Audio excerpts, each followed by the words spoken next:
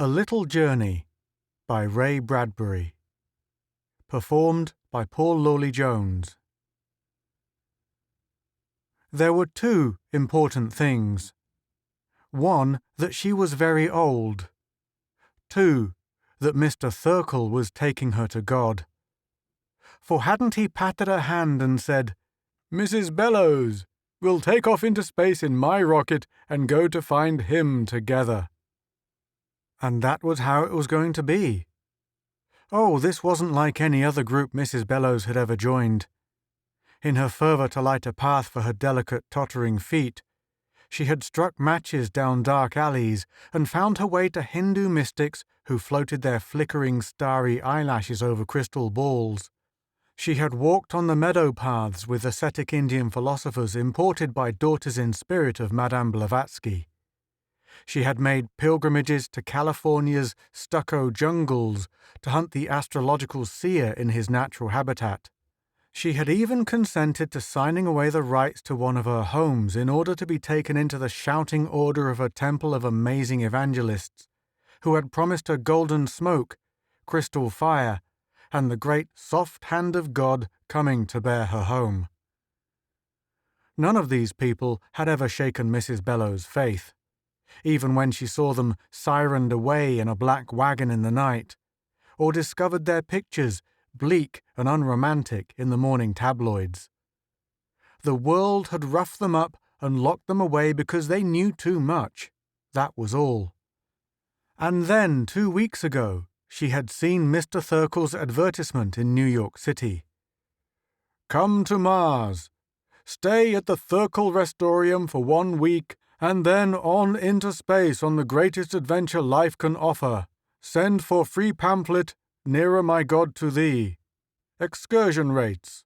Round trip slightly lower." Round trip? Mrs. Bellows had thought.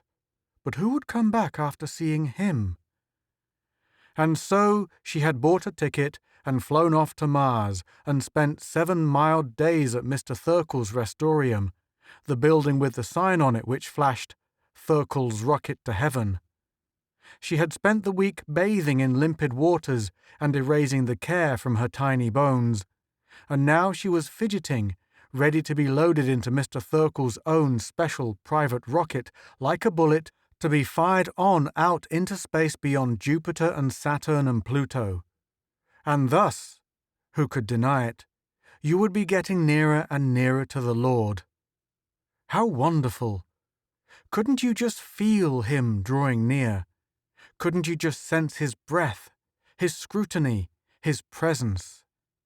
"Here I am," said Mrs. Bellows, "an ancient rickety elevator, ready to go up the shaft. God need only press the button." Now, on the 7th day, as she minced up the steps of the Restorium, a number of small doubts assailed her. "For one thing," she said aloud to no one, "it isn't quite the land of milk and honey here on Mars that they said it would be. My room is like a cell. The swimming pool is really quite inadequate, and besides, how many widows who look like mushrooms or skeletons want to swim? And finally, the whole Restorium smells of boiled cabbage and tennis shoes." She opened the front door and let it slam, somewhat irritably. She was amazed at the other women in the auditorium. It was like wandering in a carnival mirror maze, coming again and again upon yourself, the same flowery face, the same chicken hands and jingling bracelets. One after another of the images of herself floated before her.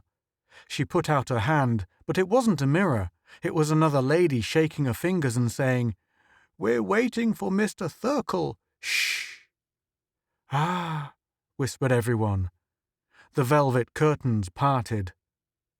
Mr. Thirkell appeared, fantastically serene, his Egyptian eyes upon everyone. But there was something nevertheless in his appearance which made one expect him to call "Hi," while fuzzy dogs jumped over his legs, through his hooped arms, and over his back. Then, dogs and all, he should dance with a dazzling piano keyboard smile off into the wings. Mrs. Bellows with a secret part of her mind which she constantly had to grip tightly, expected to hear a cheap Chinese gong sound when Mr. Thurkell entered.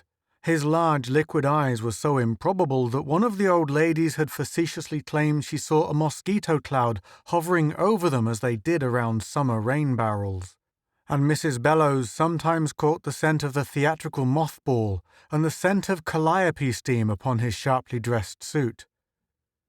But with the same savage rationalization that had greeted all other disappointments in her rickety life, she bit at the suspicion and whispered, "This time it's real. This time it'll work. Haven't we got a rocket?" Mr. Thurkell bowed. He smiled a sudden comedy mask smile. The old ladies looked in at his epiglottis and sensed chaos there. Before he even began to speak, Mrs. Bellows saw him picking up each of his words, oiling it, making sure it ran smooth on its rails.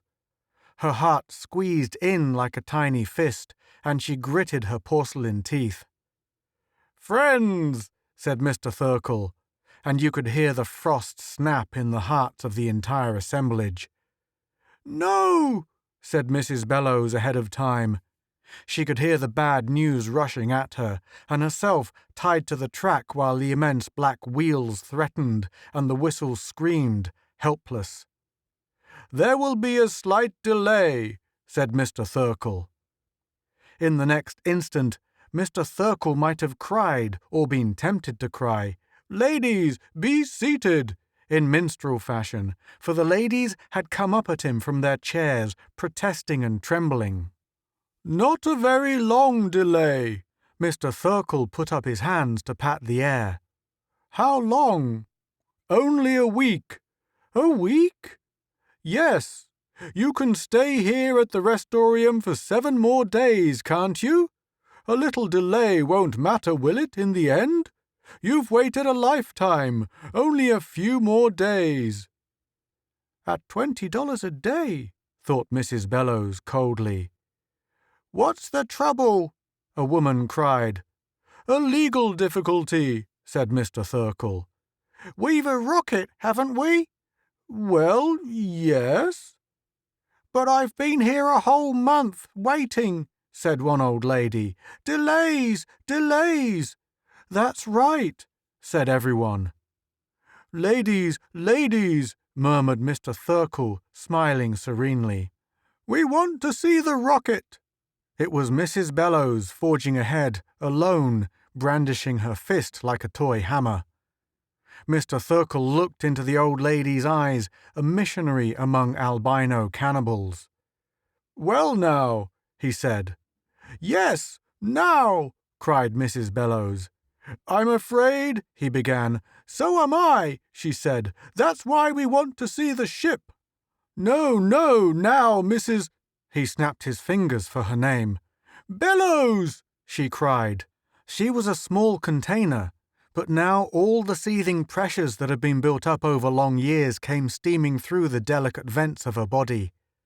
Her cheeks became incandescent. With a wail that was like a melancholy factory whistle, Mrs. Bellows ran forward and hung to him, almost by her teeth, like a summer-maddened Spitz. She would not and never could let go until he died, and the other women followed, jumping and yapping like a pound let loose on its trainer. The same one who had petted them and to whom they had squirmed and whined joyfully an hour before, now milling about him, creasing his sleeves and frightening the Egyptian serenity from his gaze. "This way!" cried Mrs. Bellows, feeling like Madame Lafarge. "Through the back! We've waited long enough to see the ship. Every day he's put us off, every day we've waited, now let's see." "No, no, ladies!" cried Mr. Thurkell, leaping about. They burst through the back of the stage and out a door, like a flood, bearing the poor man with them into a shed, and then out, quite suddenly, into an abandoned gymnasium. "There it is," said someone, "the rocket." And then a silence fell that was terrible to entertain. There was the rocket. Mrs. Bellows looked at it, and her hands sagged away from Mr. Thurkell's collar. The rocket was something like a battered copper pot, There were 1,000 bulges and rents, and rusty pipes and dirty vents on it and in it. The ports were clouded over with dust, resembling the eyes of a blind hog. Everyone wailed a little sighing wail. "Is that the rocket ship, Glory be to the highest?" cried Mrs. Bellows, appalled. Mr. Thirkell nodded and looked at his feet. "For which we paid out our $1,000 apiece and came all the way to Mars to get on board with you and go off to find him?" asked Mrs. Bellows. "Why, that isn't worth a sack of dried peas," said Mrs. Bellows. "It's nothing but junk." "Junk," whispered everyone, getting hysterical. "Don't let him get away." Mr. Thirkell tried to break and run, but 1,000 possum traps closed on him from every side. He withered. Everyone walked around in circles like blind mice. There was a confusion and a weeping that lasted for 5 minutes as they went over and touched the rocket, the dented kettle, the rusty container for God's children. "Well," said Mrs. Bellows. She stepped up into the askew doorway of the rocket and faced everyone. "It looks as if a terrible thing has been done to us," she said. "I haven't any money to go back home to Earth, and I've too much pride to go to the government and tell them a common man like this has fooled us out of our life savings.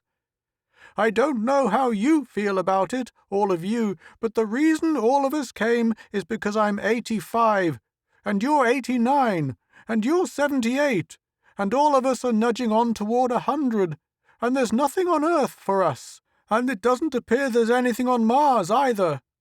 We all expected not to breathe much more air or crochet any more dollies, or we'd never have come here. So what I have to propose is a simple thing, to take a chance." She reached out and touched the rusted hulk of the rocket. "This is our rocket. We paid for our trip, and we're going to take our trip." Everyone rustled and stood on tiptoes and opened an astonished mouth. Mr. Thirkell began to cry. He did it quite easily and very effectively. "We're going to get in this ship," said Mrs. Bellows, ignoring him, "and we're going to take off to where we were going." Mr. Thirkell stopped crying long enough to say, "But it was all a fake. I don't know anything about space. He's not out there anyway. I lied. I don't know where he is, and I couldn't find him if I wanted to, and you were fools to ever take my word on it." "Yes," said Mrs. Bellows, "we were fools. I'll go along on that. But you can't blame us, for we're old, and it was a lovely, good and fine idea, one of the loveliest ideas in the world. Oh, we didn't really fool ourselves that we could get nearer to him physically. It was the gentle, mad dream of old people, the kind of thing you hold on to for a few minutes a day, even though you know it's not true. So all of you who want to go, you follow me into the ship." "But you can't go," said Mr. Thirkell. "You haven't got a navigator, and that ship's a ruin." "You," said Mrs. Bellows, "will be the navigator." She stepped into the ship, and after a moment the other old ladies pressed forward. Mr. Thirkell, windmilling his arms frantically, was nevertheless pressed through the port, and in a minute the door slammed shut. Mr. Thirkell was strapped into the navigator's seat, with everyone talking at once and holding him down. The special helmets were issued to be fitted over every grey or white head to supply extra oxygen in case of a leakage in the ship's hull. And at long last the hour had come, and Mrs. Bellows stood behind Mr. Thirkell and said, "We're ready, sir." He said nothing. He pleaded with them silently, using his great, dark, wet eyes, but Mrs. Bellows shook her head and pointed to the control. "Take off," agreed Mr. Thirkell morosely, and pulled a switch. Everybody fell.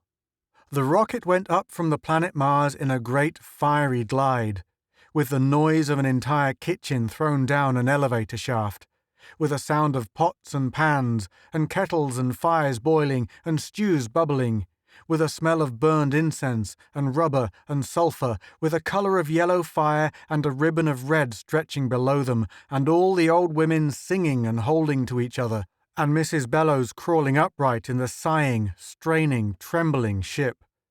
"Head for space, Mr. Thirkell." "It can't last," said Mr. Thirkell sadly. "The ship can't last. It will—" It did.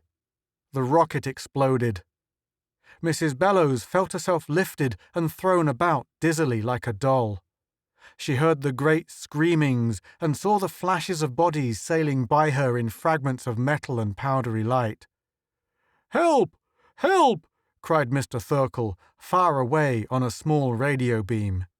The ship disintegrated into 1,000,000 parts, and the old ladies, all 100 of them, were flung straight on ahead with the same velocity as the ship. As for Mr. Thirkell, for some reason of trajectory perhaps, he had been blown out the other side of the ship. Mrs. Bellows saw him falling separate and away from them, screaming, screaming.